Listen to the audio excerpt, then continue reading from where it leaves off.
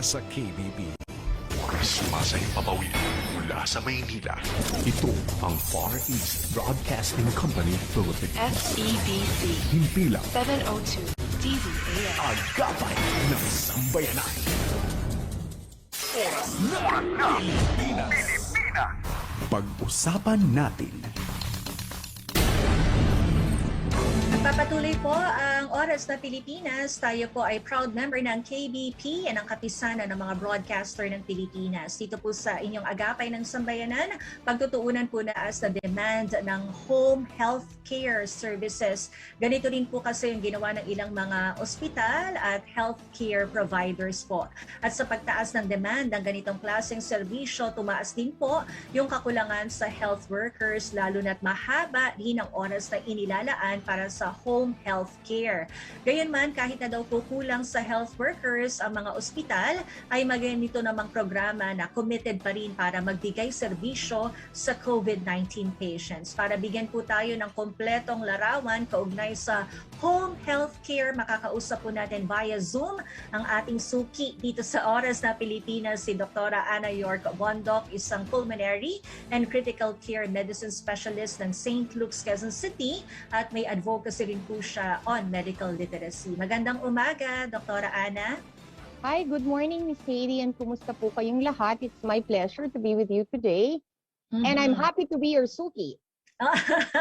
Thank you rin, Doc, ha. Lagi kayong ready para sa amin, para i-educate po kami at i-enlighten sa mga issue po at usapin tungkol po sa COVID-19. Siguro, Dr. Ana, bago tayo dumako dun sa home care para sa ating mga COVID patients, ano muna yung masasabi ninyo sa downward trend po natin ngayon sa atin pong mga kaso? At ready na ba tayo sa mas maluwag na quarantine status?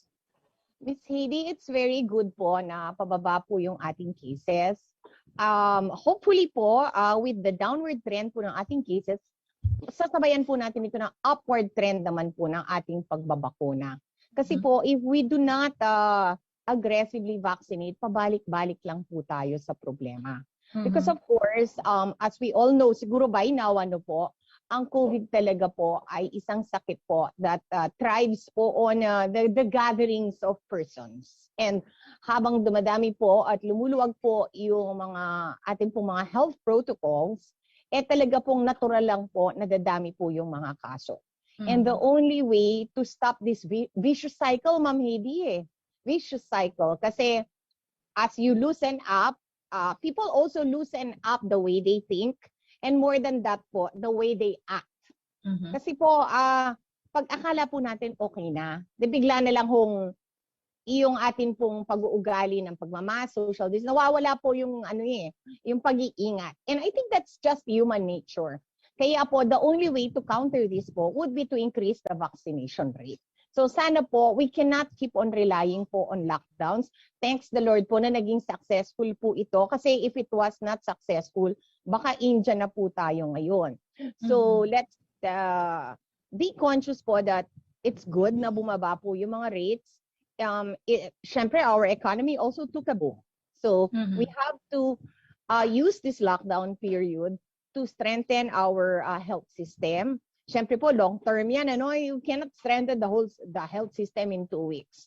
Pero sana po, ayusin na po natin yung nakita po nating mga problema and let's work double time po sa bakuna. Oo, ang laking bagay ng bakuna, Malaki.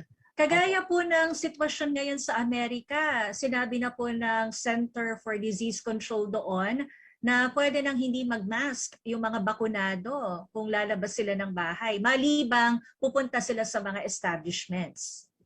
So yes, definitely. We have seen this po aside from the US po, the UK, single digits na lang po yung namamatay nila from COVID.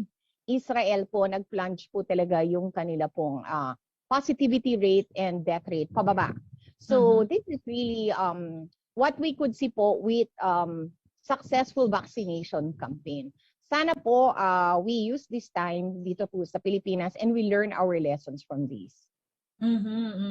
Okay. Bagamat medyo matagal-tagal pa yung iintayin natin, Doktora, kasi parang third quarter pa talaga yung buhos po ng ating vaccine supply. Well, Miss Haydee, one of the reasons for this is yung nangyari po sa India. India po is experiencing a tremendous surge. 350,000 a day po ang kanilang positive. And they can no longer po cremate the dead. Mukha daw siyang war zone. Opo. And it's very, very sad. Now, how is this related to us? Well, as we know po, India is one of the largest vaccine makers in the world. And in fact, nagkaka-issue nga po, why were they exporting their vaccines when yung sarili po nilang mga citizens are far from being vaccinated? So, nag-decide po sila, and I think it's just natural and normal, na lahat po ng gagawin nilang bakuna, sa kanila po muna. And the world was really relying, kasi po one of the largest industries po in the world, ang vaccine industry po ng India. So, yung inaasahan po nating worldwide supply will be much delayed. Siyempre po, di ba, protect your own muna. Yun ang mangyayari po dito. And the entire world will be affected by this issue. Yes, oo. So, talaga pong, until the vaccines arrive, we have no choice po talaga but to continue po with health protocols. Tama, oo. Thank you for reminding us on that, Dr. Ana. At isa nga sigurong lesson na pwede nating kuhanin sa India kasi parang recently meron silang mga big religious gatherings doon before talagang nag 300,000 daily cases sila. Miss Haydee, yes, they did have a lot of religious gatherings. And meron din po sila mga political rallies. Yes, so that is something to take into consideration, yung political rallies po and religious gatherings. Sometimes it's difficult. The state needs to know, yung gobyerno po needs to balance the need for an election between the need po talaga. Kasi talagang, nakikita po natin sa video, nangangamay po sila talaga ng derechahan. So, as we all know, that's a no-no. Oo. So, dapat yung COMELEC din natin, ngayon pa yes, lang, let's learn from siya this. na. Oo, ngayon pa lang. Pag-isipan na natin kung ano yung mga plano natin. Kasi may election tayo next year. That's exactly my point, Miss Haydee. Let's learn, let's watch, and more than watching, let's learn from what we are watching. Tapos pick upin natin yung best practices kagaya ng US, Israel on vaccination talaga. Yes, Miss Haydee. Okay. But actually, mas strict po tayo sa India kasi naggawa po sila ng ruling. And I mentioned this, nabasa ko kahapon. They banned all mass gatherings more than 500. So sa kanila po, 500 is a small number. Okay, dito lang po 30. Magalit na yung mga tao. But I'm glad po na strict talaga sa Pilipinas. And we need to do this because we do not have the resources po of a big country. Yung India po is actually quite rich. Ang daming doktor dyan. Parts of it are very industrialized, but then again, other parts po are very rural pa ho. So it's really a big contrast. Very huge pharma industry, napakaraming doktor, napakaraming ospital. But rin ho, they live together, yung kanilang social and cultural issues lalabas po talaga during a surge. And plus yung double mutant daw po na virus. Yes, isa pa yan. There was a double mutant virus po, which we now call, doon talagang hindi tayo pwedeng mag-discriminate. Kaya lang talaga, it's so hard to remember the numbers and the letters, Miss Haydee. So now it's called the India variant.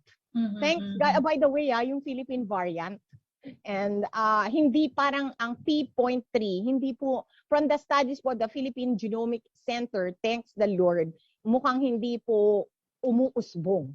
Wow. It seems to be steady lang. And let's just hope na hanggang dun lang. Oo, Miss Haydee.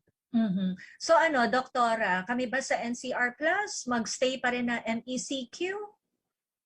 Well, it depends po. You know what? It's not really the letters It's the attitudes. The attitudes po talaga. And kahit na anong letter pa yon, if you don't have the right mental attitude, hindi po talaga mangyayari. Kaya lang, ito lang din naman po, the attitudes are also shaped po by the letters Kasi pag natatakot po talaga tayo, pag nakikita po natin. So, updating frequently, updating honestly is very important so that people po can know how to act and what. Yan, health protocols po talaga. And I think we have seen that all over the world. Okay, so dapat strictly implement pa rin ang mga LGUs. Yes, definitely. Oo. And remember po, may responsibilidad ang gobyerno. Talagang malaki. Okay? Opo. Malaki. Almost 80%. May responsibility din po yung mga business owners kasi po, pag sinabi nilang, you have to go to work, wala tayong choice. We have to go to work. Ano po? I hope that our business owners also will, and hirap na po yung mga may business, let me tell you this. But also, again, individual behavior. Hindi naman ho kasalanan ng gobyerno at kasalanan po ng inyong boss ang inyong birthday party at inuman po doon sa barangay. So malaking bagay din po ang individual choice. At yun po ang mahirap, Miss Haydee. Kasi siyempre hindi naman ho natin pwedeng pulisin lahat ng tao. Kailangan pulisin niyo yung sarili niyo at pulisin niyo po yung inyong pamilya. Okay. Ngayon po, Dr. Ana, paki-guide niyo po kami pagdating sa home care para po sa COVID patients. That's a very interesting topic. Ano po? Because studies have shown, kasi di ba namamatay na yung mga tao sa tents. In fact, a number of prominent people, including Miss Claire, a wonderful singer, passed away in a tent. Ano po? So talagang ano po, yung linya po sa Cardinal, ako po nagpalinya ng kamag-anak. 3 weeks ago, it was number 75 kung magpapalista ka. Today daw, it's number 300. So, ganun na po yung situation. Yes. So, nung tinawag po kami, after 3 days, number 25 na lang. On the 4th day or the 5th day, pwede na daw pong pumunta yung kamag-anak natin. Kaya lang, she recovered na. Eh kung opposite direction po yung problema. Nauna na yung recovery. Yes, nauna. Thanks God po that she was in the recovery. Buti ano na po lang. kung pabalik, ano? Wala na 'yon. So, unfortunately and unfortunately, studies have shown na ano po, ang dami pong naka-confine na mild. Ang dami pong naka-confine na mild. Siguro mild plus nervyos, kaya pinapasok. Mild plus nervyos plus may kakayanang magbayad, pinapasok po sa ospital. So, the local government and the private hospitals have to work together para po hindi po admitihin yung mga mild. Because the way, it's only the government hospital po sa Pilipinas, Ms. Haydee, who can do the proper triaging. Kasi sa government hospital, hindi ka talaga a-admitihin kung mild ka. You will probably be seen in the ER and then sent home. Sa private, let's face it, it's a business. As long as you show them 100,000 cash and there's a room, you're gonna go inside the hospital. Okay? Whether nervyos lang pala yung inaano mo. But kasi po talagang we cannot discount the huge psychological. Kung father niyo po yun and he is 80 years old pero mild, talagang magpipilit ho kayo na pumasok sa ospital if you can afford it. And it being a business, the private hospital po will let you inside. It being a private, hindi naman po pwedeng makialam yung gobyerno kung sino po yung inadmit nyo dun sa loob ng ospital. But it is causing a backlog po dun sa mga moderate at saka po mga severe.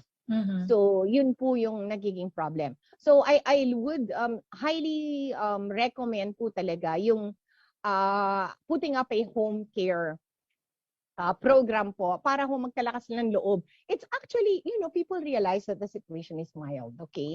Pero, let's face it, Miss Haydee, there is a segment po of COVID that will start out as mild.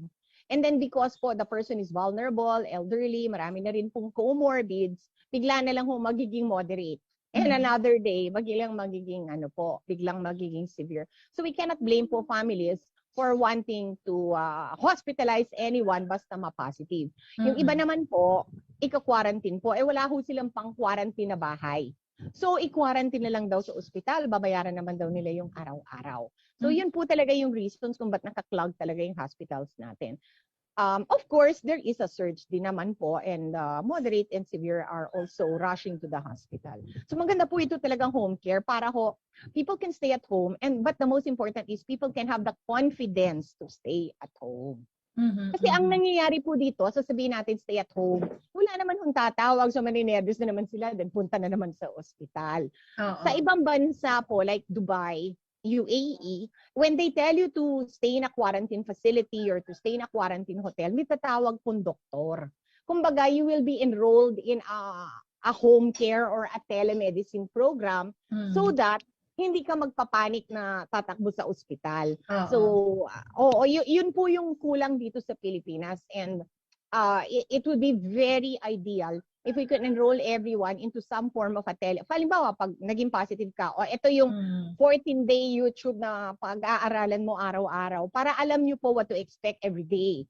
Ngayon, pag wala na ho kayo doon sa expectation na yon, then that's the time to go to the ER. Wala pong ganun eh. They just tell you, umuwi ka. O then after that, you're on your own. So yun po yung ayaw ng mga tao. And how can you blame naman someone na nagkaka-nervous po doon sa bahay nila? Of course, they will go to the ER. Hindi naman sila doktor, hindi naman sila nurse, wala naman pong tumatawag sa kanila. So how, anything na, dalawa ko yung mangyayari. Either they will miss the serious symptoms and pagdating po, itutubo na lang. Or number 2 po, punta sila punta sa ER due to extreme nervousness.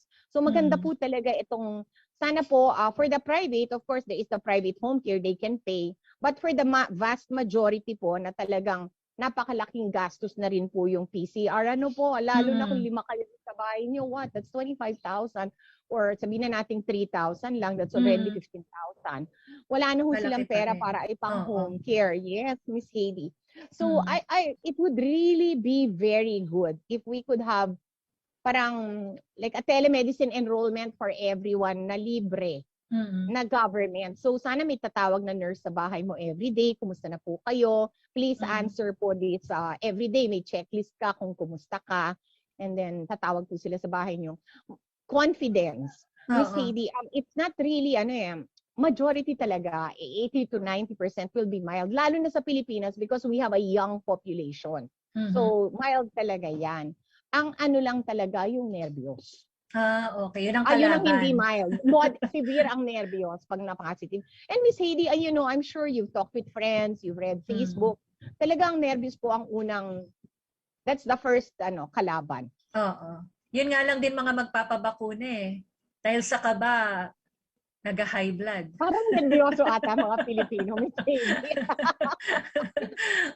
Pero doktora, pagka ba may comorbidity tapos nag-positive, mild pa rin ba ang category nila? Miss Haydee, I in an ideal situation na po. I really deal with pneumonia, bacterial pneumonia in elderly persons. Sa akin po, if someone is elderly, with a lot of comorbidities, yun pa lang hindi na siya mild. Kasi po, at any moment, pwede na po yung maging serious. So I would, if I were the attending doctor, at kung meron lang kung pwesto sa ospital, ideally, talagang yung isolation po talaga, Miss Haydee, it's so mabigat po yun talaga. Actually, sa America, people are actually hospitalized by themselves. Kaya lang sa Pilipinas, people are hospitalized with a barangay, okay? So, talagang iba-iba yun sa atin. And then, of course, there's the second issue na marami yung natatakot that by going to hospital, baka maging worse pa yung situation. I'd like to tell everyone, the hospital naman po is really trying its best naman po na maging clean, follow all health protocols. So, it's okay naman po. I would say that if an elderly person with comorbidities becomes positive, that person needs to be closely watched. Kung hindi lang po, dapat ma-hospital. Okay, meron ditong mensahe, Dr. Ana. Si June, sabi niya, which is which? Ang gulo po kasi. Sa Quezon City, the LGU does not allow anyone tested positive to have stay at home for isolation or quarantine.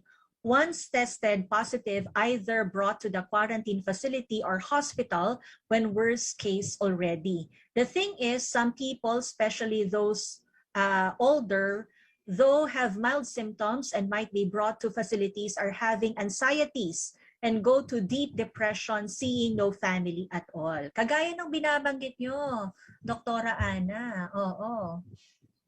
Ito lang this was written by Dr. Louisa Tixon Puyat, who's a prominent dermatologist po, and actually married to my cousin, kaya Facebook ko po siya.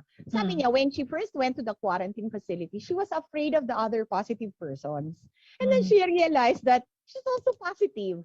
So she made friends. Opo, kung mild naman kayo, pwede naman kayo makibarkada dun sa mga ka-quarantine nyo po. They are wonderful people. And kung mild lang naman ho kayo, pwede ho kayo magbarkadahan doon. There is nothing wrong. Opo. Ano po yan talaga we have to use technology ngayon po to keep in touch. You can talk to your relatives po. You can chat with your friends. You can start po a vlog to help others. And you can talk to the other persons po in the quarantine facility because they are also positive. And it's okay actually nakausapin yung mga nasa kaka-quarantine nyo po. Maybe it could turn out to be a positive experience. Yung kay nababasa ko po sa ibang tao, they got worried about the other people and then they realized I'm also positive. So why not make friends? Opo.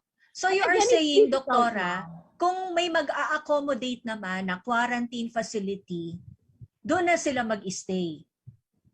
Actually, yes, Miss Haydee. Actually, this is the China approach. Sa China po, the moment you are positive, you are, halimbawa na-expose po kayo or may nangyari, you will immediately be tested para malaman kung positive ka o hindi. Kung hindi, you can go home. Kung positive, and just stay elsewhere. Kung positive ka, you will be picked up po and stay in a quarantine facility for 14 days. That is actually the recommended approach po. At yun po yung ginawa sa Wuhan. Okay? And to this day, yung China po, mababa po yung kanilang rate, no?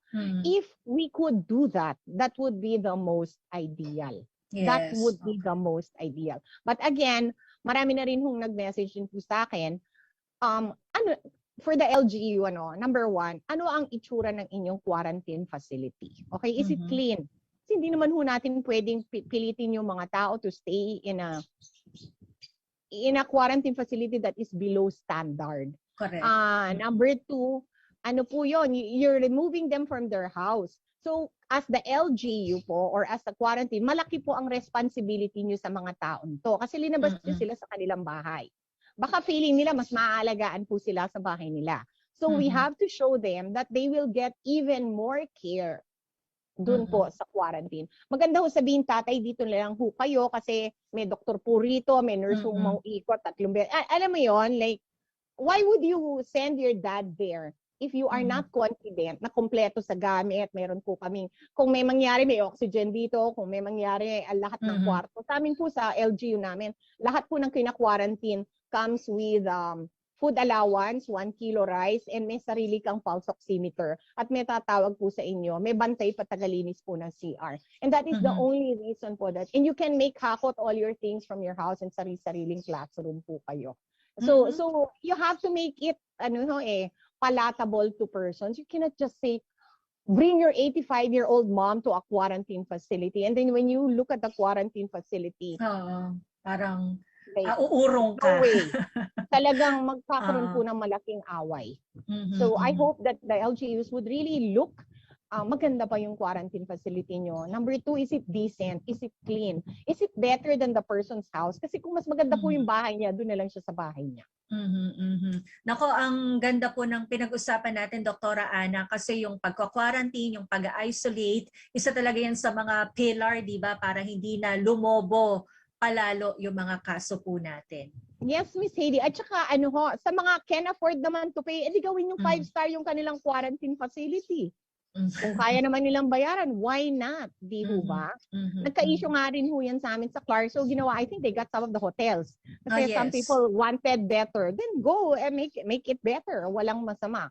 They're willing to pay at may pera naman pambayad, then at least they were willing to go there po. No? Malaking bagay na po yun.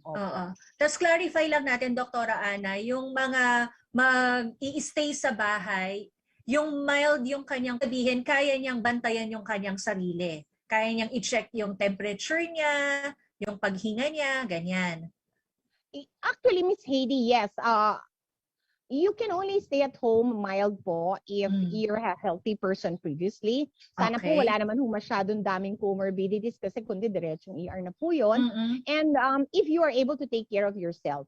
Bilang doktor po, I hesitate to put someone na able to take care of himself. I do not like the term, Miss Haydee. Kasi there could be situation po na biglang nag-worsen po kayo and you are alone. So, mas gusto ko po yung able to, somebody is gonna be responsible for you. Sa US po kasi maraming matatanda, they live by themselves, then after a while, hindi na sumasagot ng telepono, yung pala nag-collapse na po sa may banyo. So, even though you are theoretically going to be isolated and quarantined, I would request po a responsible family member po to be in touch with you, to call you up twice a day. Pwede naman hong silipin if you have a webcam or what, so that we Correct. can see po how you are doing. I feel very uncomfortable also leaving a person alone by himself because sa tingin niya, kaya naman niya po yung sarili niya. There might come a time po na biglang hindi mo na kaya yung sarili mo and you can't pick up the phone and you might get into trouble. Ayun. So, importante may kukumusta dito Yes, sa it is COVID very positive. important po talaga. Okay. And sa iba't ibang bansa, that person na kukumusta po is a doctor. Okay. Doktora Ana, maraming salamat po. Napaka-informative po ng naging kwentuhan po natin this morning. Hanggang sa muli. God bless you. Thanks, Miss Haydee, and stay safe and healthy always po kayong lahat. Mabuhay po kayo. Nakausap po natin si Dr. Ana York Bondoc, isang pulmonary specialist mula po sa St. Luke's, Quezon City, at kaagapay po natin dito sa Oras